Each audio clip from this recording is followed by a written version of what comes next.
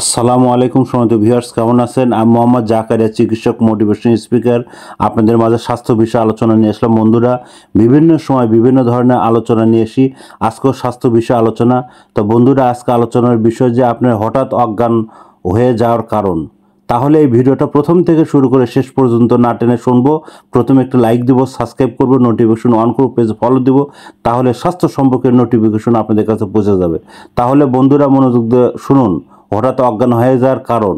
বন্ধুরা, রক্ত চাপ কমে যাওয়া, রক্ত দ্রুত কমে গেলে এবং মস্তিষ্কে পর্যাপ্ত পরিমাণ রক্ত না পৌঁছানো কিন্তু অজ্ঞান হতে পারে। এবং রক্ত শূন্যতা, রক্তে হিমোগ্লোবিন মাত্রা কমে গেলে, মস্তিষ্কে অক্সিজেন সরবরাহ কমে যায় এবং যার ফলে কিন্তু অজ্ঞান হতে পারে।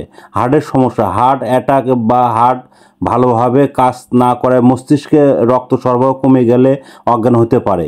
অতিরিক্ত মানসিক চাপ এবং অতিরিক্ত ভয় এবং মানসিক চাপ শরীরে কিন্তু শারীরিক প্রতিক্রিয়া এবং সৃষ্টি করে, ফলে অজ্ঞান হতে পারে। এবং শরীরের পানির শূন্যতা, শরীরের পানির অভাব হলে এবং শরীরের আবার কার্যক্ষমতা কমে যায়, যার ফলে অজ্ঞান হয়ে যাওয়ার ঘটনা ঘটতে পারে। এবং এনার্জির অভাব, দীর্ঘ সময় না খাওয়া এবং দীর্ঘ সময় না খাওয়ার অল্প পরিমাণ খাবার গ্রহণ এবং অজ্ঞান হওয়ার কারণ হতে পারে। তো বন্ধুরা, এই ধরনের সমস্যা হলে প্রাথমিক চিকিৎসা হিসেবে আপনারা অজ্ঞান ব্যক্তিকে শুইয়ে 2 পা উঁচু করে এবং জামা কাপড় ঢিলা করে এবং পর্যাপ্ত পরিমাণ বাতাস গ্রহণের ব্যবস্থা করতে হবে।